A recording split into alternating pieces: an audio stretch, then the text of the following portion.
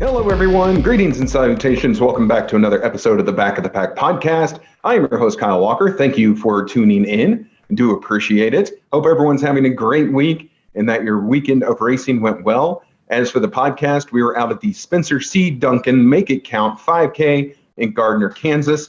Good race, 5K. It was weird. It was a really weird morning, only because it felt cool.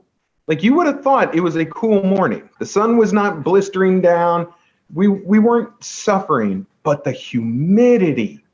Oh my goodness. I don't think I've ever sweat so much for a 5K in my life. I was soaking wet from head to toe. And I made serious mistakes before that race. In my mind, it was justified by it's only a 5K, put that in air quotes. But yeah, I was playing volleyball the night before, 2 games of sand volleyball, which I haven't played in about 3 years. And I did that about 10 hours before the race started. So not great on my part, not a great race that I had, crappy time for me, but good to see all of our running friends out there. Saw people who were absolutely kicking that course's rump. Because again, for some people, it was a nice, cool morning. For me, it was just so humid, I couldn't hardly breathe. And then my legs were just zapped. You know, we had the half marathon last weekend at Rock Island. Then I had my soccer and my softball and then volleyball and then a 5K. It was a bit much, but oh well, you know, the race is done, always a good time. And so a lot of people stayed away from that race because it did not have a medal. And I understand that logic, but I did want to show you, they don't do medals, but they did do dog tags. So there were dog tags to commemorate the event. So on the dog tag, if I read it the right way, it says 12th Annual Spencer C. Duncan Make It Count 5K on August 5th, 2023. So if you are watching on the YouTube, you can see that you do get a dog tag for that race in lieu of a medal. So I thought that was kind of cool. I think they did that last year as well. I don't remember, but if that's a thing that's ongoing, then for the people who didn't do the race because it didn't have a medal, now there's a little something you can hang up with your medals and you can get to that race and everything will be great. Cool. So next up, we have, let's see, where am I going to be? I'm trying a new race. Well, it's kind of a new race. It's a new race to me next weekend. It is called the Depot Dash, and that is benefiting the City of Overland Park Historical Society. Now, it's a new race to me as in I've not done this race, but it is a course that I have done many times. It is at the Aspira campus, formerly the Sprint campus, formerly the T-Mobile campus, formerly whatever campus you want to call it, in Overland Park. It's a course we've run many times. It is the course that I got my very, very, very first sub 30-minute 5K on back in June. Now, to be fair, it was perfect conditions that morning in June. It was cool. It was cloudy. It was actually rainy, no wind.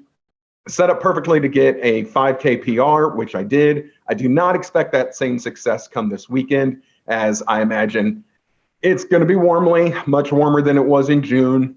And so we're just going to have to, make it through the race. But that's what's coming up. And then, of course, the week after that is Rexy Run.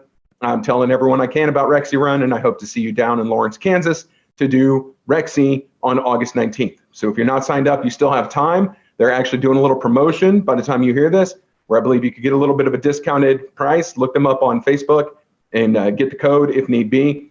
But let's see everyone at Rexy Run on August 19th in Lawrence, Kansas. And then the last bit of housekeeping that we have, last week we did our very first Back of the Pack podcast meet and greet. It was super fun. We met for dinner and drinks at a place called The Social Bar and Grill. Shout out to them. Thank you for hosting us. It was a fun night. Some people came out and we just got to shoot the breeze. And guess what we talked about? We talked a lot about running. So big shout out to Amy and Allison and Cody and Terry. Good grief. Sorry, my train of thought derailed and there were no survivors. And then, of course, our wonderful waitress, Haley, who, if you see it on social media, she's in the picture with us too, because Haley is awesome and she always takes care of us. So thank you to everyone who came out. I had a blast. I hope you guys did too. And that was a super fun time. So next up, we've got, well, not next up, but also coming up, we don't forget the KC Hustle Run. That is coming up. The second race in the Heartland Series. The third race is out there. Get signed up for everything. Brad said it on the episode that he was on, but I know some people didn't hear it, so I'm going to say this again. If you've already signed up for one of the races or two out of the three races, or maybe the first race and the third race, or whatever you've signed up for, Just send a message over social media to Brad at Casey Running Company and say, hey, I signed up for this and this, but I still want to do the Heartland series. Can I get the discount code and just pay for this race? Or you need to email him to get into the series, even if you signed up for a race or two. Even if you signed up for all three, if you haven't signed up through their system for the Heartland 30K, you need to do that so that they can get a medal for you, get the shirt, know that you're going to do it, know that you're going to be a finisher of it. So again, I don't want anyone to run all three races and then miss out simply because Casey Running Company didn't know, because that would stink. That would not be good at all if that was the situation. So, all right, so diving into this week, I know I've done an episode kind of like this before, but I think this is going to be a little different, because lately I have found myself very frustrated with my running, frustrated with kind of the podcast and the way things are going, frustrated with the Casey Hustle Run and the way things are going. Sponsorship hasn't been where I wanted it to be. Maybe registration hasn't been where I wanted it to be. Maybe just all the planning to get this thing together is not where I wanted it to be. It's been a lot more difficult than I anticipated. The meet and greet didn't go exactly the way I thought it would. I mean, it was great. And please don't take this as I'm ungrateful. I'm very grateful to the folks who showed up. But all in all, there were 4 people. There were 4 people that came to the meet and greet. And I know that we have more people who listen to this show, and I get it. Life happens. Things come up. Maybe you didn't want to make the drive to Shawnee. Maybe you had something else already going on that night. Maybe you were at a running group. I understand all of that. So please, this is not any kind of a personal attack, but I was still frustrated with the result. Now, we have talked before about kind of being a little discouraged by runs, or maybe a little, I don't know, just being a little blue about a run. And I think there's a little bit of difference here. A lot of that is disappointed. That's what I'll say. A lot of times we've been disappointed in things. I kind of attribute disappointment and sadness as kind of being together. When I'm frustrated, this is more of an anger type situation. It's a little more of an extreme emotion, and there's a lot of things frustrating me right now, which means it's making me a little more angry than it is sad. Does that make sense? Do a lot of people operate that way? I kind of think that they do. So what I wanted to talk about this week, because we've done episodes before on how to deal with kind of the sadness part of it, about the disappointing part of running. Well, what do we do with the frustrating part? Okay, because there is definitely frustrating parts of running. And so that's where we're going to focus on. The frustration, you could even say anger, depending on your definition. And this is how we're going to deal with it. So I wanted to look, and here is 18 ways they list to deal with frustration. Okay, it's different than dealing with just, being sad and being blue and being disappointed. Frustrating, I think, different. So let's talk about this. The first one, and this is not running related. We'll get to the running aspect here in a minute. So bear with me. This is not running related. This is just overall what you're going to do if you're frustrated. Number 1, do some breathing exercises. I will admit I am not good with this. I am not a big breathing exercise person, but there are people who swear by it. There are people who will use breathing exercises to go to sleep, to bring the heart rates down, to handle frustration, to handle disappointment, to handle all that stuff. So this is kind of multi-purpose. But here's what they say. And this is from Mental Health National. So these are the people who are much smarter than me. They actually have degrees on the wall with their names and stuff. So number 1, do some breathing exercises. When having a strong emotional response, you may notice your breath getting faster and shallower. By regulating your breathing, you can get more oxygen to your brain and help yourself calm down. A good technique is 4-7-8 breathing. Breathe in for 4 seconds, hold for 7 seconds, and breathe out for 8. So see, I wouldn't have even known that. A 4-7-8 breathing. So if that's your thing, you do that. Next one, progressive muscle relaxation. One of the ways our bodies respond to heightened emotion is with muscle tension. Relieving that physical tension will help your mind to relax too. Lay down and work your way through each muscle group. Tense as you slowly inhale and release as you slowly exhale. If you prefer some instruction, try a guided video or audio. Okay, so muscle relaxation. Number 3, this is one I'm not good with, but some of you are. Good on you. Meditate. Meditation can be a great way to connect with your feelings, but it can also help you create space between your thoughts and emotions as you settle into self-awareness. And then it says download an app. If you're not good at meditating, there are plenty out there. they say an app called Headspace or Calm, and look for guided meditation.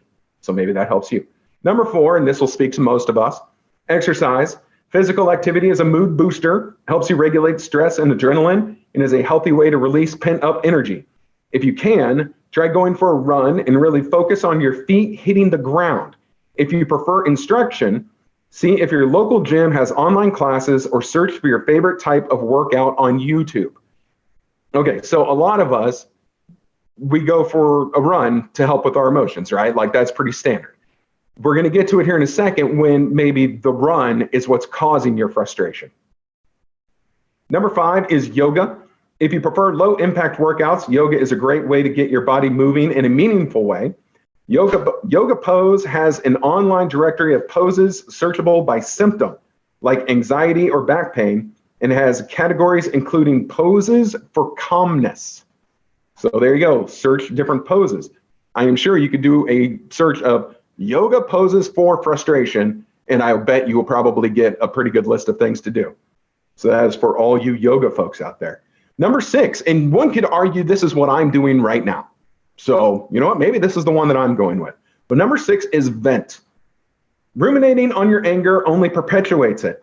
So give yourself some time to let it all out with a trusted friend. As long as you don't focus on it for too long, venting can be a healthy emotional outlet. Just try to keep it to 15 minutes, then move on to more positive conversation. Sorry, apparently I can't read this either. If you want to vent anonymously, try an app like it says Leaf, L-Y-F, or reach out to any healthcare or crisis hotline. Again, if you're really that frustrated and things are that bad, then absolutely reach out to some kind of a crisis hotline for sure. But venting is one. I think we're all very guilty of that. Even there was probably even a bit of that at the meet and greet last week. I know there were some folks just kind of letting it out in their thoughts on their running journey. And I'll tell you, I'm here for it. If you guys need someone to vent to, I got you, because I can nod and bobblehead with the best of them. Number 7, journal. If you're dealing with the kind of frustration where you can't even think straight, try writing or typing it all out. This can help you process a situation and calm your brain down so you can approach the issue with a more level head. So just my real world experience with this, way back when I got divorced back in 2010, I journaled for a full year. A full year. Every day I did journaling to try and make it through what was the most difficult situation of my life. So I can certainly tell you that journaling is a big thing. So I actually printed out the post-divorce journal I did for a year, 375 single-spaced typed pages. Yes, I talk and I can certainly type it all out with the best of them. Number 8, get outside. Spend some time in your backyard. Go for a walk around the block or head to your favorite park. If you're crunched for time, even just stepping out for 60 seconds of fresh air can help you recalibrate. To really help ground yourself, slip off your shoes and let your bare feet touch the dirt or grass.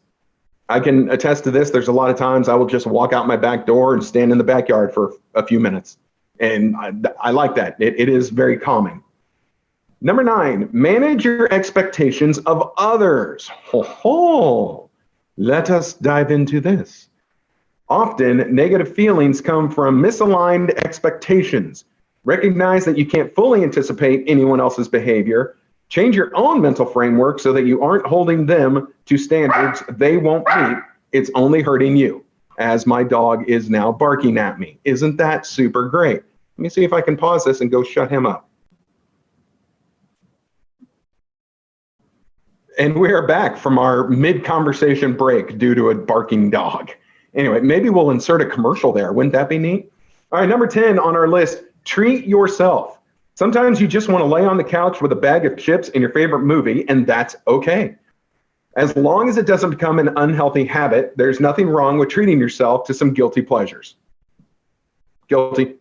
This guy right here. That's definitely one of mine. For me right now, it is Flaming Hot Cool Ranch Doritos. I have a problem. I don't want an answer or a solution. I just want to live in this problem. They say, don't let it be unhealthy. It's probably unhealthy. These chips are probably burning holes into my stomach. but I don't care. I love them so much. So good. All right, number 11, and this is definitely one that I'll call on, and you saw an example of it just a moment ago. Spend some time with animals. Many people find animals to be a source of comfort and support. Interacting with animals has been shown to decrease levels of cortisol, a stress hormone, and lower blood pressure, as well as elevate levels of serotonin and dopamine, which calm and relax. And yes, that's a great idea until your dog is barking at you as you're trying to record a podcast. Then suddenly it's not so calming.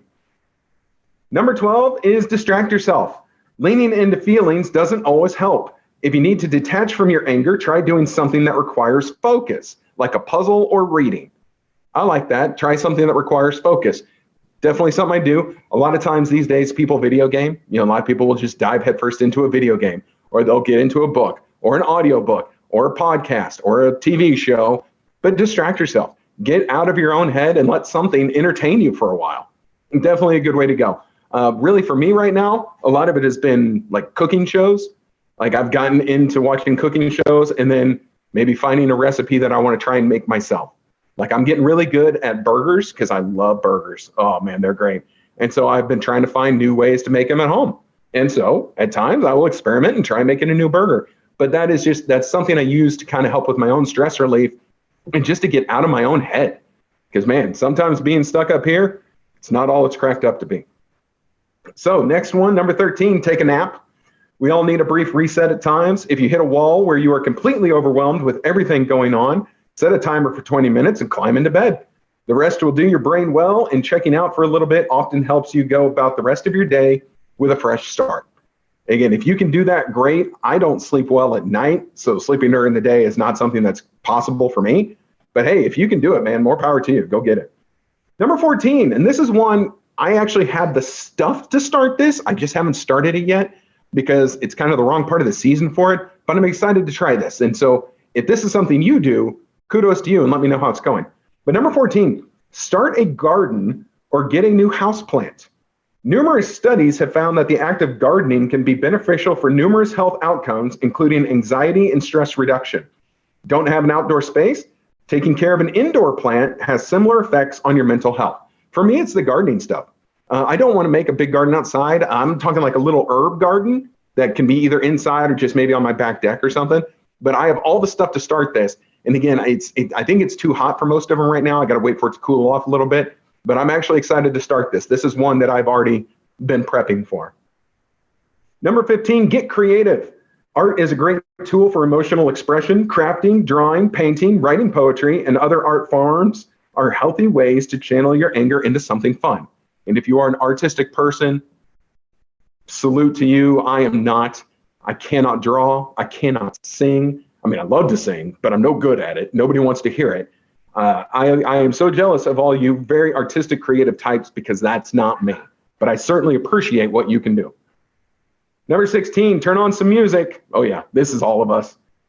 Music has powerful effect on your brains. Search for a playlist of relaxing or happy music to turn your frustration into a more enjoyable emotion. Bonus points if you dance it out. I'm going to give you the other side of this. This is not in this article. This is just me speaking. And I know we've talked about it before on previous episodes.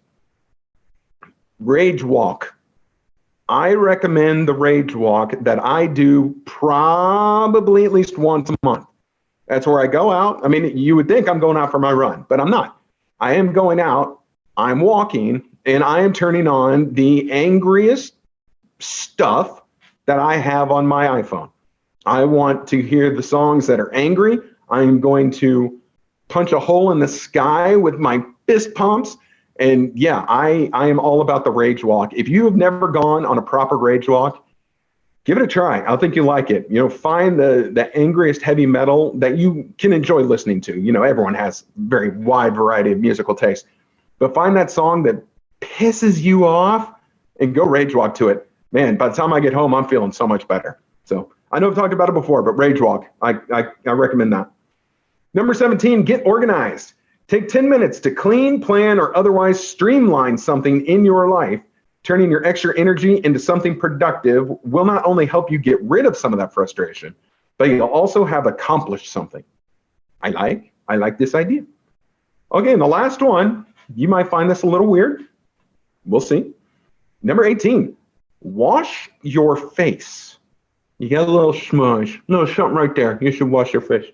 Wash your face. It seems so simple, but putting cold water on your face doesn't just feel refreshing. It triggers your mammalian, I hope I'm saying that right, mammalian diving reflex, which slows your heart rate and breathing. By reducing the physical symptoms of frustration, you can interrupt your brain's feedback loop and reduce your emotional frustration as well. Cold water on the face.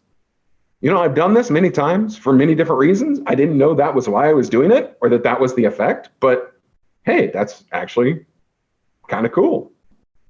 I use that one a lot. And, you know, it also helps after a race. You know, maybe if you've had you know what, I guarantee it does. So after Rock Island, I went over to get some more water before I left. And, you know, they had the huge cooler full of the bottles of water and ice in it. And, you know, even though probably 11 billion hands had been in this thing and maybe it's super gross, I actually took my hands in the water and, you know, splashed cold water in my face. A lot of that was just to cool off because I was so hot. But that refreshingness, shall we say, it does help you. It helps your emotions because Lord knows I was a hot mess, pun intended, after that race. So it helped. All right. Those are the 18, and I like those 18, and I hope you do too, and I hope it helps. Here's a story, though, that has to do with the running world, and I read this earlier, and this really helped. Like, this really helps you look at things in a certain way. So this is from a woman named Samantha Lefebvre. Samantha Lefebvre. So as I read this is her, her perspective, her words. So, when you hear me or I, this is from her, this Samantha. But I really like this story. All right, so here we go. From her perspective. I'm standing in the tiny kitchen of my New York City apartment, staring at the refrigerator. I'm not rummaging for food. Some of the ways she types, she's definitely from New York. I'm not rummaging for the food that's in it. I'm looking at what's pinned on it, a marathon training calendar. The plan is 2 pages long. I couldn't fit 16 weeks worth of workouts on one sheet of paper, and that alone causes anxiety to bubble up each morning when I review the day's workout. The calendar is covered with red pen scribbles, a method I use to make changes because I'm not only training for a marathon, but I'm also trying to have a life. Scanning the sea of red makes me want to go back to bed instead of lacing up my sneakers. I'm not sure exactly when my relationship with running turned toxic. Instead of my miles being the stress reliever I rely on to tackle a busy day, my time to meditate or work through mental blocks, they're starting to add more stress. Setting my alarm clock for an early run brings about dread instead of excitement, and sending out my clothes for the next day now causes huffs of exasperation, none of which puts me in the right headspace for a good run. Scroll past all the ads. All of these signs point to a problem, and David Seek, senior manager of running and creator of Precision Running at Equinox in Los Angeles, says it has everything to do with, well, me being her. Runners make the mistake of believing that their relationship with running is only about emotions, he says. The reality is it relies on 2 distinctive and equally important parts: your emotions around running and your attitude about running. The 2 are connected but different, he says. If running feels stressful, that's an emotion, one that's likely spurred by an attitude shift. It makes sense. Endorphin-induced positivity is not only feeling associated with running. There's the guilt that washes over when I miss a friend's birthday party due to a long run, the frustration when I don't hit my goal pace, and the stress over investing so much in yet another pair of sneakers. All of these examples have a negative connotation because in the moment, I had a negative attitude towards running. That, in turn, makes me feel stressed, and it affects more than just my brain. Ongoing stress, like 16 to 20 weeks of marathon training, can really affect your nervous system, causing increases in cortisol levels and changing testosterone levels, Seek says. According to the American Psychological Association, that can cause a domino effect of other physical problems or serious health conditions, including anxiety, muscle pain, and weakened immune system. In fact, a small 2013 study in a very long site here published revealed that recreational marathoners who experienced high levels of perceived stress, anxiety, and worry were more susceptible to decreased immunity that's commonly experienced during long bouts of physical training. In the 2012 published article, they didn't finish their sentence here, found that chronic psychological stress actually slows muscle recovery after a bout of resistance exercise. Stress around running can be a painful cycle, Seek says, but that cycle can be broken.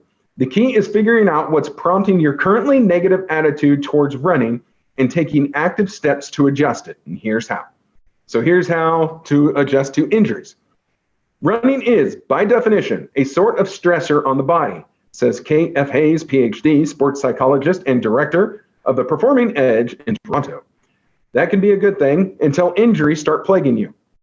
When that happens, you have two choices. Scale back and treat the problem appropriately, or power through because you'll be damned if you miss that PR opportunity. Choosing the latter means it'll be easy to shift into a resentful attitude. But the way to make running a positive stress is to follow a plan that is effective for your body in that particular time, or at that particular time. Yeah, that's us though. We just ignore the injury until it goes away. One way to do that, pay attention to how your body feels when you're not running, suggest. How do you feel when you get out of bed in the morning? Is it different from days when you do run?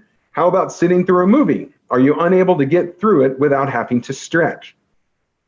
These things can help you find your injury culprit. And once you have it, an attitude adjustment can take place. Secrets recommends coming up with a new running goal to alleviate the problem. Maybe that is reducing mileage, doing some strength training, or running on a treadmill for a couple of weeks.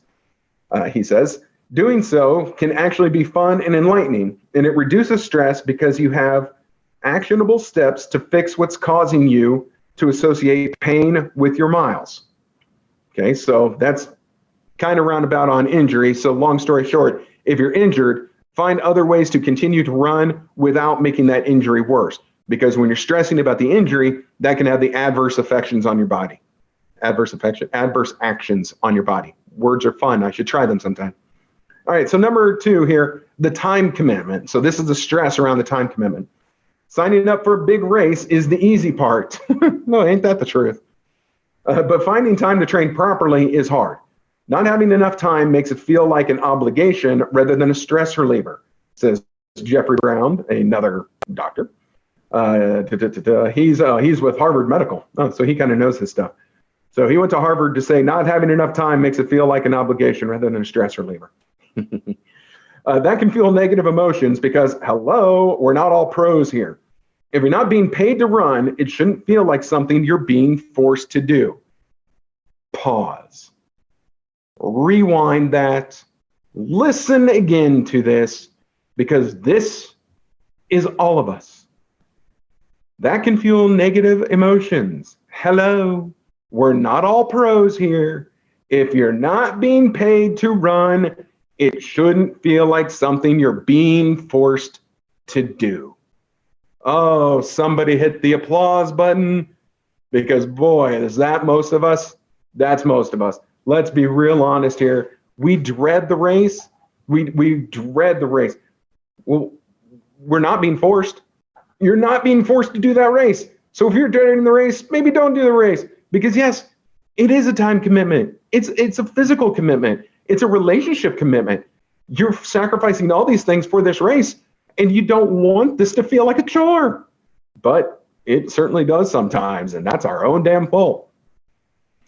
Continuing on, if it is, then Brown says you need to decide if you have time to run and strategically eliminate barriers that are getting in the way of your sweat time. Maybe it takes too much time to cook a meal, clean up, and get a run in. A viable solution could be trying a healthy meal delivery service or blocking out a few hours on Sundays to meal prep for the week.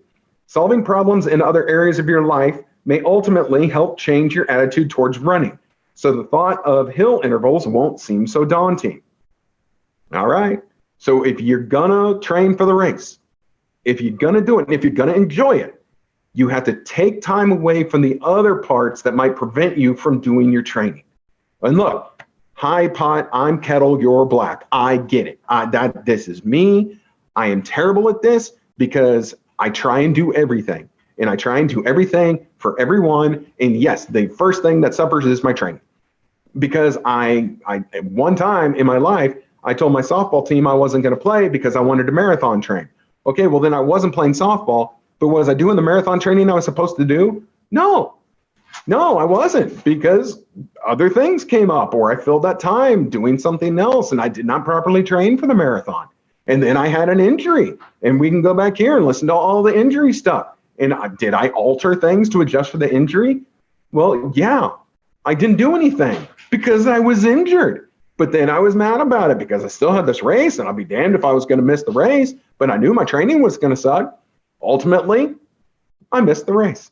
I couldn't do the race. I was injured, so I deferred. It was last year's Berlin Marathon. I deferred to this year. Now this year, I'm not going to get to go because it is just too expensive, and my household does not have the money. So missed my chance last year due to injury. Can't go this year because of finances. That sucks, but you got to decide, where the stress is going to be and where the time is going to be. And so I had time issues and injury issues and now financial issues, and all that just made last year, the fall of 2022, just feel like a job. There was not a whole lot of enjoyment going on. So another one here, continuing on in the article, goals. When your goals are influenced by others, you can end up forgetting why you're even running in the first place. Peer pressure happens everywhere, and the running community is no exception. This can lead to stress or boredom, because a pop-up ad just got in your way of what you're reading. This can lead to stress or boredom because your training can start to feel like another tedious thing to cross off the to-do list rather than something that brings you joy. And again, I think we're all very guilty of that, especially when we get our marathon plans and we start training for a marathon. Now, I certainly do see the people, our boy Chris L., he's killing it on Instagram with all his training runs. And it looks to me like he's having a blast doing it. But a lot of times we will get our training plans in front of us and we'll freak out and we'll start stressing about it and trying to make it work or trying to make it perfect or trying to do everything right. And again, it's not something we enjoy. It's now something we have to do. And it just changes your whole mindset. So many runners hit a monotony wall when they continue to repeat training for the same type of race, Seek explains, like going for a second marathon instead of switching to a 10K to zero in on speed over endurance. Interesting way to type that. I think that runners are explorers by nature. So when you lose that feeling of exploration, things can fall flat and your attitude becomes just that, flat. I agree. I would agree with this 100%. And I like the way you put that. The runners are explorers. Yes, that's why I always recommend to people, and you've heard me say this before, your first marathon, I don't think should ever be the marathon in the town in which you live, unless you're only ever going to do one and you want to make it your hometown marathon. If you're only ever going to do one and you want to do that, okay, super great, cool. Then yes, do that. If you know you're going to try and do multiple, don't start in your hometown. Go somewhere new. Go somewhere where you have 26.2 miles worth of new scenery, new restaurants to look at and dream about going to, new landmarks, new big buildings, new billboards, new murals, whatever. But yeah, I do not recommend that you start at your own hometown marathon. I do have the Kansas City Marathon, my hometown, off my list, but I think it was my fourth. I think I finally got it on my fourth full marathon because I wanted to go see other things first. Went to the Route 66 in Tulsa because my buddy lived down there, and Tulsa's different. It's the Route 66 highway, so that was cool. New Orleans, did the full in New Orleans. And then I tried the one in Little Rock, but that's the one that got canceled halfway through due to the ice storm. So I only got 14 miles of it. But those were all ones that I did before I did my own hometown marathon. Because again, wanted to see other places. It helps distract you, and it's wonderful. Okay, so continuing on here, still on goals. Before you sign on the dotted line, Brown suggests really analyzing why you're running. Social goals are fine, but it may not be sufficient for motivating you throughout. If your heart isn't in it, or your busy schedule makes it too difficult to train that you dread future miles, consider switching to a different distance or trying a new race format, mud run or triathlon, an ultra, whatever, to rediscover your sense of adventure.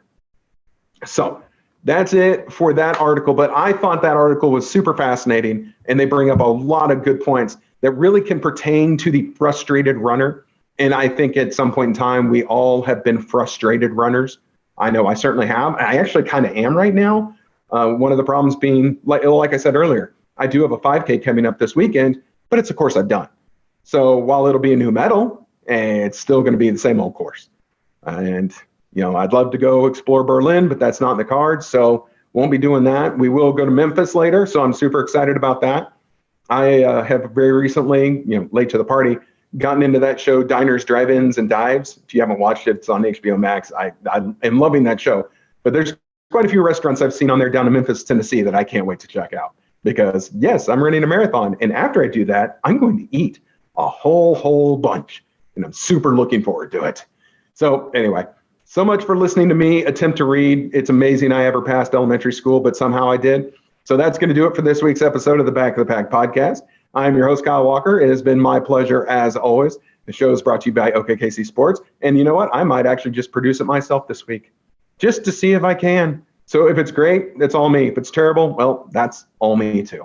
So we'll be back next week with a brand new episode where we're going to talk about something. Oh, I know we're going to do a product review next week. I've never done one of these before, at least not on the show, but I've gotten a few requests. So we're going to have a product review next week. So tune in and listen to me embarrass myself. It's going to be great.